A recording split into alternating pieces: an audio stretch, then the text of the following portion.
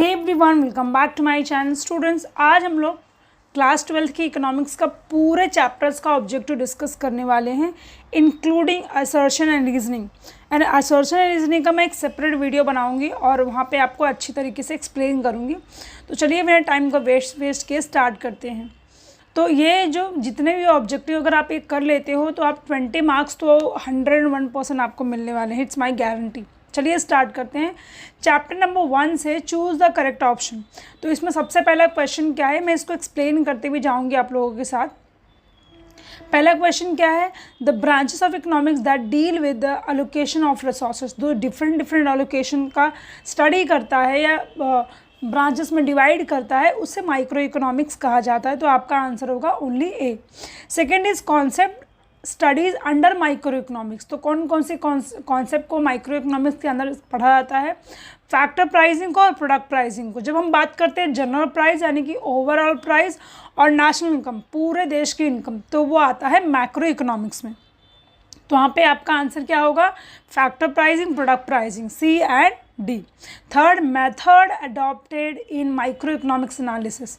तो कौन सा मेथड अडॉप्ट करता है माइक्रो इकोनॉमिक्स की हमें बात हो रही है, तो होता है स्लाइसिंग मेथड। जब टुकड़ों में डिवाइड करके स्टडी होती है उसे स्लाइसिंग मेथड कहा जाता है of a study of any kind of micro economics related things. Next is concept studies under macro economics. Whole economy को पढ़ा जाता है। इकोनॉमिक डेवलपमेंट होता है इंक्लूड, एग्रीगेट सप्लाई भी होता है, बट प्रोडक्ट प्राइसिंग नहीं होता, क्योंकि अभी हमने थोड़ा टाइम पहले सेकंड क्वेश्चन में देखा कि प्रोडक्ट प्राइसिंग जो है वो माइक्रो इकोनॉमिक्स का पार्ट है, मैक्रो इकोनॉमिक्स का पार्ट नहीं है। Next is complete the correlation. So micro economics slicing method, macro economics क्या होगा, lumping method. Next, micro economics study करता है ट्रीज़ को और मैक्रो इकोनॉमिक्स स्टडी करता है फॉरेस्ट को। जैसे वैसे ही माइक्रो इकोनॉमिक्स स्टडी करता है इंडिविजुअल इनकम को और मैक्रो इकोनॉमिक्स स्टडी करता है नेशनल इनकम को। Next is macro economics theory, जिसमें पढ़ा जाता है इनकम एंड एम्प्लॉयमेंट। और माइक्रो इकोनॉमिक्स जो है उसके अंदर पढ़ा जाता है प्राइस थियोरी के बारे में।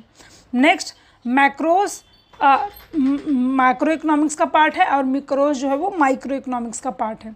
नेक्स्ट आता है जनरल इक्विलिब्रियम, जहाँ पे मैक्रो इकोनॉमिक्स की बात होती है, और माइक्रो इकोनॉमिक्स की जब हम बात करते हैं वहाँ पे पार्शियल इक्विलिब्रियम। तो यहाँ पे आपको आई थिंक सो दोनों का डिफरेंस समझ में आया होगा। चैप्टर नंबर 2 की तरफ जाते हैं, जहाँ पे हम यूटिलिटी एनालिसिस के बारे में पढ़ते हैं। यूटिलिटी का मतलब होता है सेटिस्फाइंग कमोडिटी ऑफ थिंग।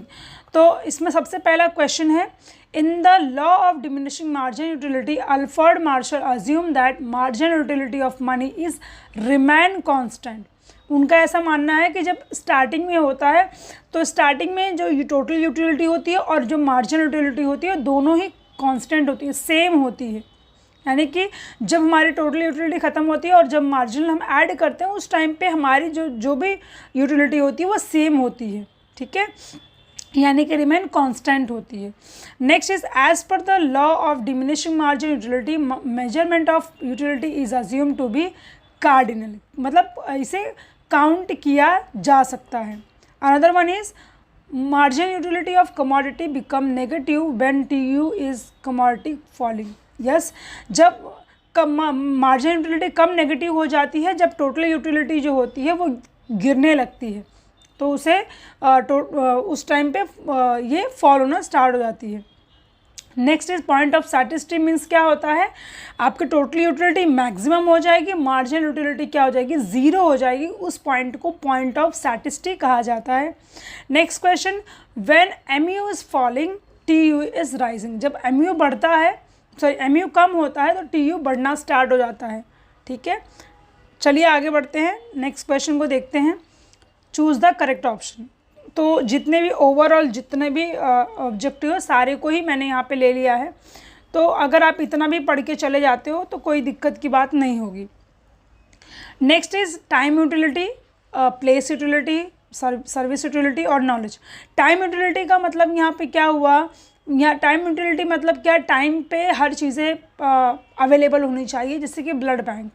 दूसरा प्लेस यूटिलिटी की बात करते हैं, तो प्लेस यूटिलिटी में ट्रांसपोर्ट, जब कमोडिटी को एक प्लेस से दूसरे प्लेस पहुँचाया जाता है टाइम के डिमांड को देखते हुए तो वो उसके लिए ट्रांसपोर्ट का हेल्प होता है, उसे प्लेस यूटिलिटी कहा जाता है। सर्विस यूटिलिटी, डॉक्टर, जब डॉक्टर आपका ट्रीटमेंट करता है, ऐसे कॉन्सेप्ट को सर्विस यूटिलिटी कहा जाता है।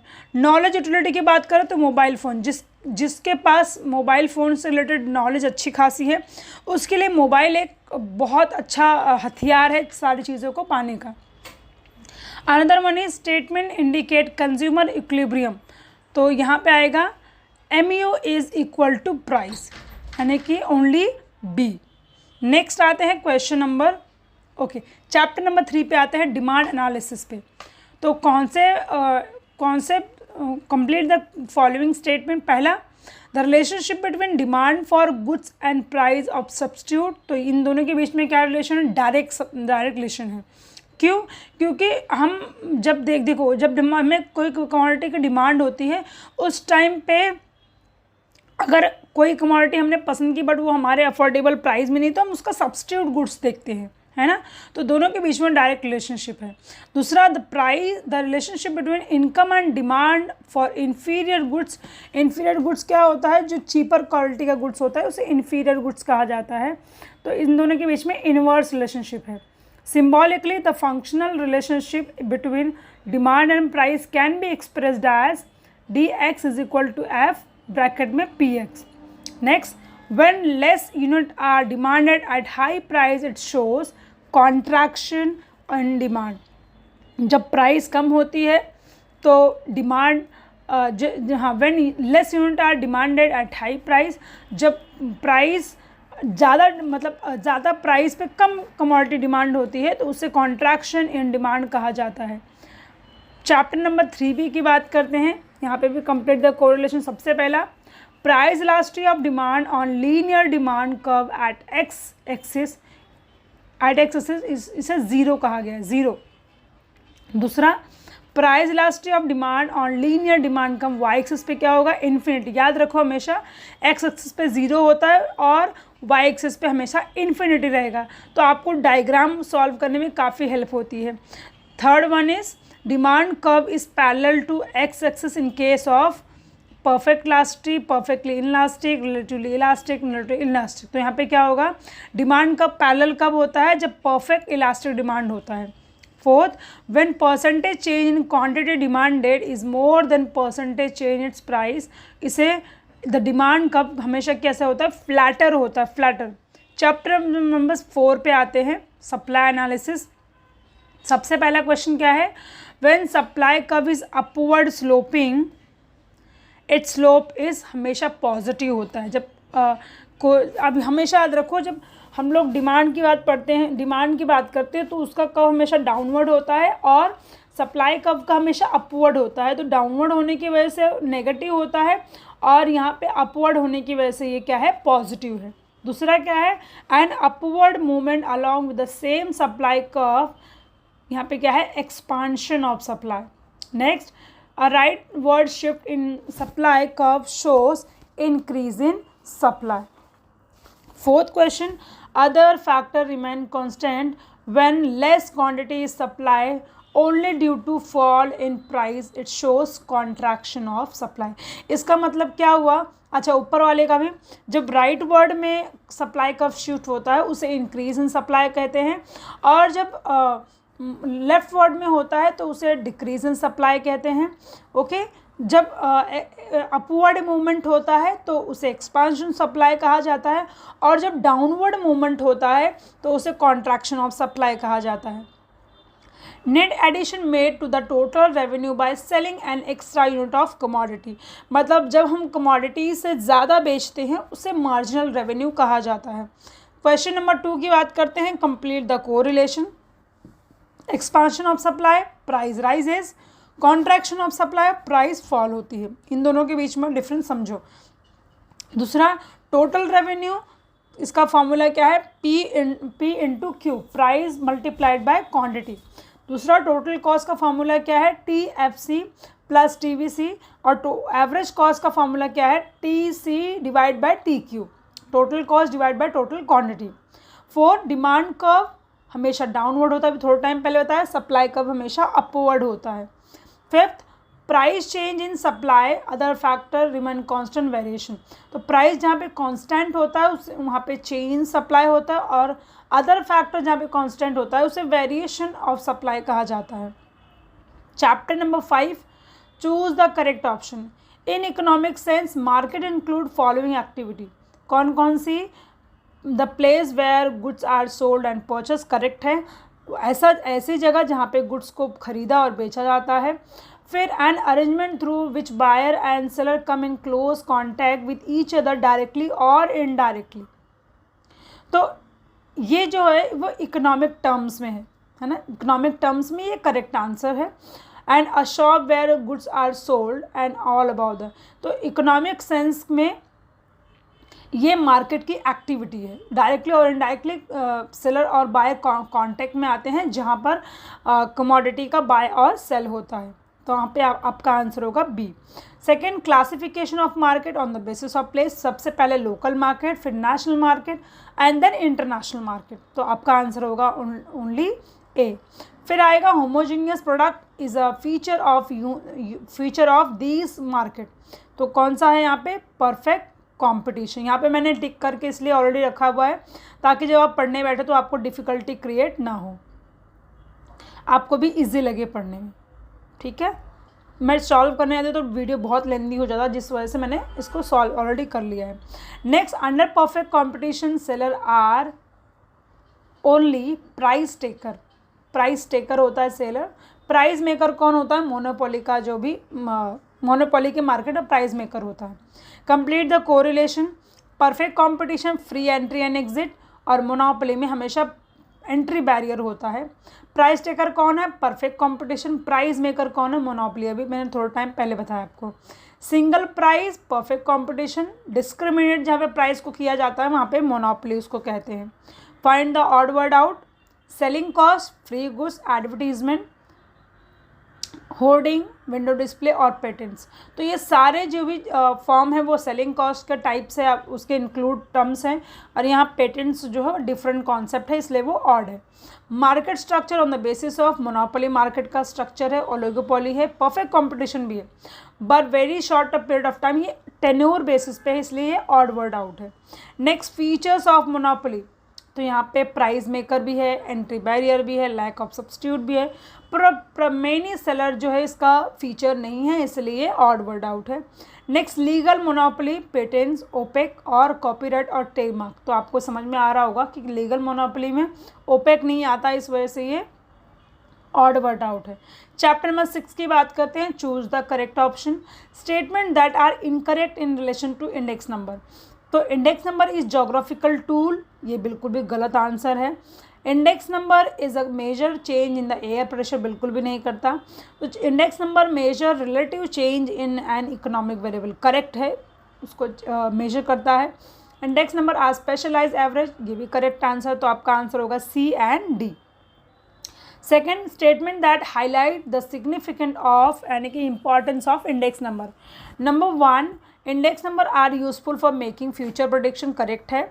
Second, index number help in the measurement of inflation, महंगाई को भी मेजर करता है, करेक्ट आंसर है।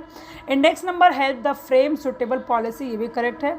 और index number can be misused, तो ये करेक्ट आंसर नहीं, जिस वजह से आपका आंसर होगा A, B and C. Third statement है, statement that apply to weightage index number, every commodity is given equal importance, it assign suitable weight to various commodities, in most of the cases quantities are use as a weightage, तो आपका answer होगा B, सी और D, क्योंकि यहाँ पे आप किसकी बात कर रहे हो, वेटेज इंडेक्स नंबर की। वेटेज इंडेक्स नंबर में 2 इंडेक्स नंबर है, लेस्पर और पैस्चे, तो फर्स्ट जो पॉइंट है वो एकदम ही बेसलेस है, जिसकी वजह से इसका पार्ट नहीं है। Second is statement related to limitation of, कौन कौन से लिमिटेशन इंडेक्स नंबर है उसके अकॉर्डिंग से स्टेटमेंट। पहला, index number are not completely reliable, ये करेक्ट है। दूसरा, देयर में बी बायस सम टाइम हो जाता है, क्योंकि आप अपने हिसाब से डेटा भी ऐड कर सकते हो। Every formula has kind of defect, yes यहाँ पे भी कुछ है। And index number ignore changes in the qualities of product, खाली क्वांटिटी को यहाँ पे ज़्यादा ये किया जाता है, फोकस किया जाता है, तो समटाइम ये क्वालिटी को भी इग्नोर करता है। तो आपका आंसर होगा A, B, C and D. Choose the correct pair, आपको फार्मूला इसके हिसाब से अच्छे से याद होगा। प्राइस इंडेक्स नंबर का आपका यहाँ पे फार्मूला है, वैल्यू इंडेक्स नंबर पे का आपका फार्मूला यहाँ पर है, देन क्वांटिटी इंडेक्स नंबर का फार्मूला आपका क्यू है, और पैस्चे का जो है ये C1 है। ठीक है, नेक्स्ट बढ़ते हैं आगे।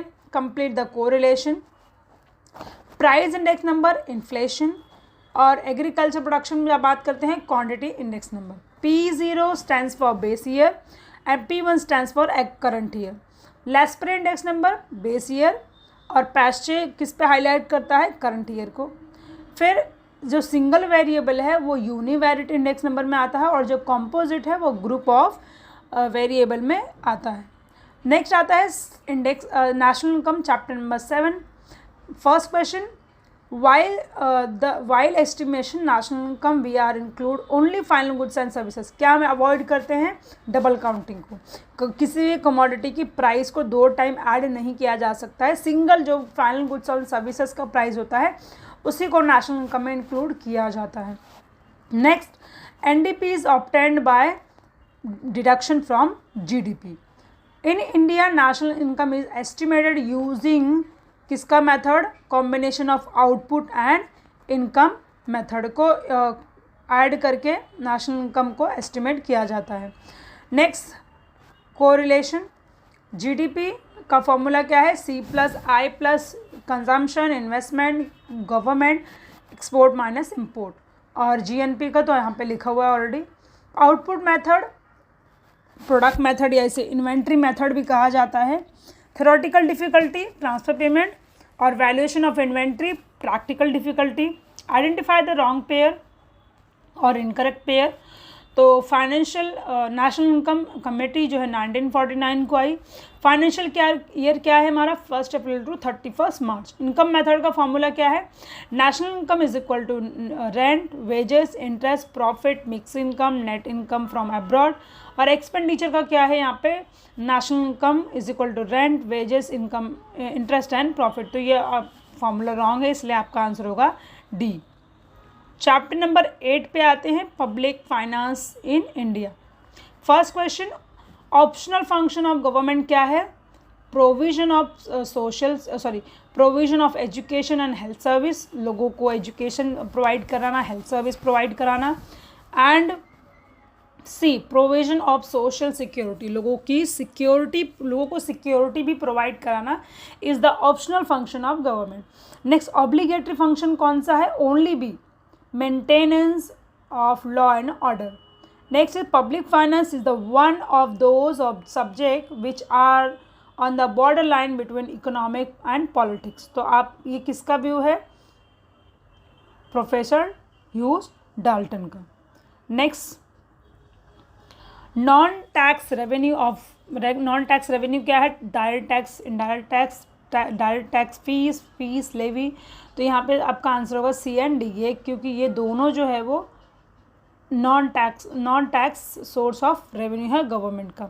Next is trend shows public expenditure of government shown following trade is increasing. क्योंकि पब्लिक एक्सपेंडिचर का मतलब क्या होता है, जो दिन प्रतिदिन गवर्नमेंट लोगों पर खर्चा कर रही है, यानी कि लोगों के बेटरमेंट के लिए, क्वालिटी ऑफ लाइफ के लिए, इंफ्रास्ट्रक्चर हो गया, बिल्डिंग्स हो गए, ब्रिजेस हो गए, हाईवे हो गए, तो इन सब में बहुत पैसा लगता है, जिसकी वजह से गवर्नमेंट का पब्लिक एक्सपेंडिचर, लोगों पे पैसा खर्चा करने का एक्सपेंडिचर बढ़ते जा रहा है day by day.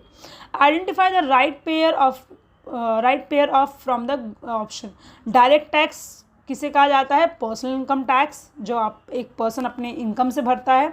Indirect tax GST, fees and penalties non tax revenue, और सरप्लस बजट जो है वो इन्फ्लेशन। आई होप आपको अच्छी तरीके से समझ में आया होगा।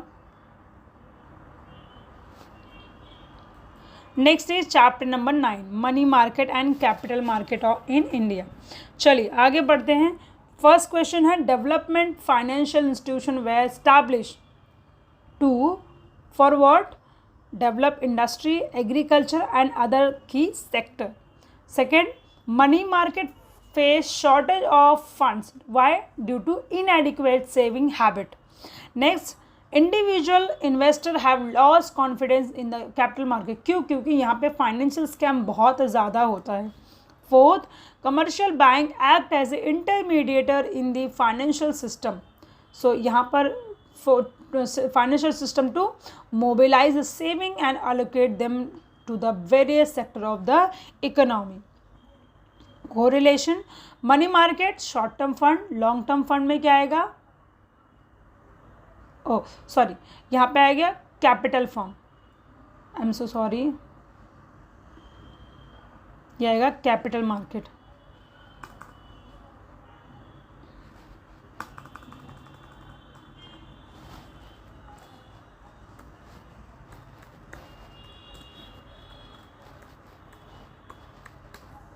ओके, सेंट्रल गवर्नमेंट हमारी कौन सी है? आरबीआई. और कमर्शियल बैंक कौन सी है? एसबीआई.